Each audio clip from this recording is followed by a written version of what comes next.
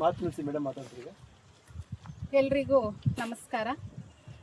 ಇಂದು ಬುಕ್ಕಾಪಟ್ನ ಸರ್ಕಾರಿ ಪ್ರಥಮ ದರ್ಜೆ ಕಾಲೇಜಿನ ಇತಿಹಾಸ ವಿಭಾಗದಿಂದ ನಾವು ಇತಿಹಾಸ, ಪರಂಪರೆ ಮತ್ತು ಸಂಸ್ಕೃತಿಯ ಸಂರಕ್ಷಣೆಯ ಒಂದು ಕಾರ್ಯಕ್ರಮವನ್ನು ಆಯೋಜನೆ ಮಾಡಿಕೊಂಡಿದ್ದೀವಿ. ಈ ಒಂದು ಕಾರ್ಯಕ್ರಮದಲ್ಲಿ ನಮ್ಮ ಕಾಲೇಜಿನ ವಿದ್ಯಾರ್ಥಿಗಳು ಮತ್ತು ಸಿಬ್ಬಂದಿಗಳು ಪಾಲ್ಗೊಂಡಿದ್ದಾರೆ.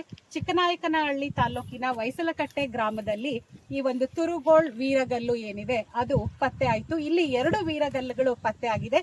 ಒಂದು ಖಾಸಗಿಯವರ ಜಮೀನಿನಲ್ಲಿ ಇರುವಂತಹದ್ದು. ಬಸ್ ಸ್ಟ್ಯಾಂಡ್ನಿಂದ ಒಂದು 500 ಮೀಟರ್ ಅಂತರದಲ್ಲಿ ಈ ಕಲ್ಲು ಪತ್ತೆ ಆಗಿರುವಂತಹದ್ದು. ಇದು ನಿರ್ಲಕ್ಷ್ಯಕ್ಕೆ ಒಳಗಾಗಿತ್ತು.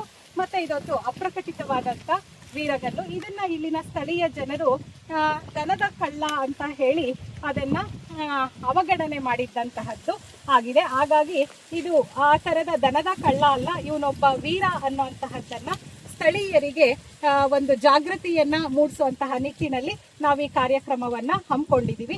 ಮತ್ತೆ ಈ ಕಾರ್ಯಕ್ರಮವನ್ನ ಕುರಿತು ಮಾತನಾಡಲಿಕ್ಕೆ, ಇದ್ರ ಬಗ್ಗೆ ಹೆಚ್ಚಿನ ಮಾಹಿತಿಗಳನ್ನ ಕೊಡಲಿಕ್ಕೆ ತುಮಕೂರು ವಿಶ್ವವಿದ್ಯಾನಿಲಯದಲ್ಲಿ ಸಂಶೋಧನಾರ್ಥಿಯಾಗಿ ಇರುವಂತಹ ಶಶಿಕುಮಾರ್ ನಾಯಕ್ ಅವರನ್ನ ನಾವು ಈ ಕಾರ್ಯಕ್ರಮಕ್ಕೆ ಕರೆದಿದ್ದೀವಿ. ಅವರು ಕೂಡ ಇದ್ರ ಬಗ್ಗೆ ಒಂದಿಷ್ಟು ವಿಚಾರಗಳನ್ನ ಹಂಚ್ಕೊಳ್ತಾರೆ. ನಮಸ್ಕಾರ. ಇವತ್ತು ನಾವು ಹೊಯ್ಸಳಕಟ್ಟೆ ಗ್ರಾಮದಲ್ಲಿದ್ದೀವಿ. ಹತ್ತಿರದಲ್ಲಿರುವಂತಹ ಹುಳಿಯಾರು ಹೋಬಳಿಗೆ ಸೇರುವಂತಹ ಗ್ರಾಮ. ಐತಿಹಾಸಿಕವಾಗಿ ಪ್ರಸಿದ್ಧವಾದಂತಹ ಊರಿದು.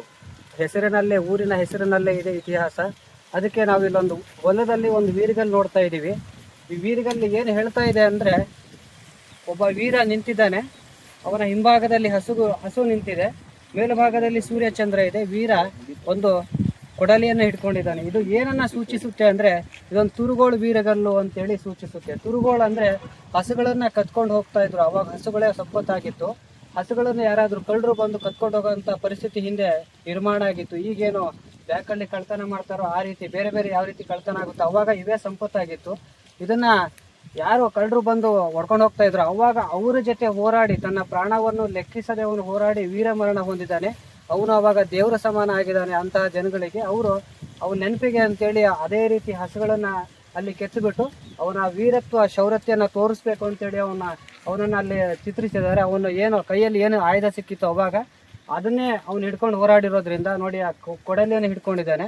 ಮತ್ತೆ ಅವನ ಶೌರ್ಯ ಪರಾಕ್ರಮಗಳು ಇಡೀ ಮುಂದಿನ ತಲೆಮಾರುವರೆಗೂ ಕೂಡ, ಅಂದರೆ ಸೂರ್ಯಚಂದ್ರ ಮೇಲ್ಗಡೆ ಕೆತ್ತಿದ್ದಾರೆ, ಸೂರ್ಯಚಂದ್ರ ಇರುವವರೆಗೂ ಕೂಡ ಸಂರಕ್ಷಣೆಯಾಗಿ ಅಲ್ಲಿವರೆಗೂ ಅವನ ಕೀರ್ತಿ ಯಶಸ್ಸು ಸಿಗಬೇಕು ಅಂತೇಳಿ ಅದನ್ನ ಆ ರೀತಿ ಚಿತ್ರಣ ಮಾಡಿ ಕೊಟ್ಟಿದ್ದಾರೆ. ಕೆಳಭಾಗದಲ್ಲಿ ಅಲ್ಲಿ ಪಟ್ಟಿಗೆ ಮೇಲೆ ನೋಡ್ತಾ ಇದ್ರೆ ಇಲ್ಲಿ 2 ಸಾಲಿನ ಶಾಸನ ಇದೆ.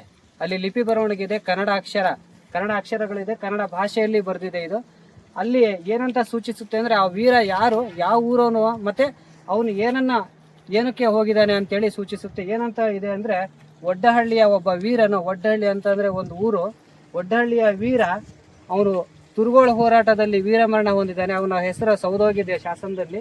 ಅವನು ತುರುಗೋಳ ಹೋರಾಟದಲ್ಲಿ ವೀರಮರಣ ಹೊಂದಿದಾಗ ಅವನ ಕುಟುಂಬಸ್ಥರಿಗೆ, ಯಾಕಂದ್ರೆ ಅವನಿಗೆ ಅವಲಂಬಿಸ್ತಾ ತುಂಬಾ ಜನ ಇರ್ತಾರೆ, ಅದಕ್ಕೆ ಅವರ ನಿರ್ವಹಣೆಗೆ ಮತ್ತೆ ಈ ಸ್ಮಾರಕದ ದಿನ ಪೂಜೆ ಪುನಸ್ಕಾರಗಳಿಗೆ ಒಂದು ಸಲಗೆ ಗದ್ದೆಯನ್ನ ದಾನವಾಗಿ ಕೊಟ್ಟಿದ್ರು ಅಂತೇಳಿ ಈ ಶಾಸನದಲ್ಲಿ ಕಂಡುಬರುತ್ತೆ. ಈ ಪೂರ್ಣ ಮಾಹಿತಿ ಇರೋಂಥ ಫಲಕವನ್ನು ಹಾಕಿದ್ದಾರೆ.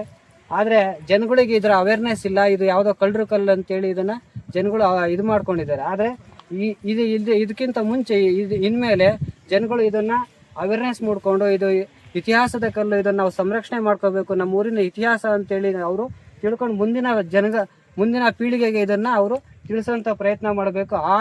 ಆ ಕಾರ್ಯಕ್ರಮದ ಭಾಗವಾಗಿ ಇಂದು ಸರ್ಕಾರಿ ಪ್ರಥಮ ದರ್ಜೆ ಕಾಲೇಜು ಬುಕ್ಕಾಪಟ್ನ ಮತ್ತೆ ಕರ್ನಾಟಕ ಇತಿಹಾಸ ಅಕಾಡೆಮಿ ಬೆಂಗಳೂರು ಇಬ್ಬರ ವತಿಯಿಂದ ಐತಿಹಾಸಿಕ ಪರಂಪರೆ ಉಳಿಸಿ ಕಾರ್ಯಕ್ರಮನ ಮಾಡ್ತಾ ಇದ್ದೀವಿ.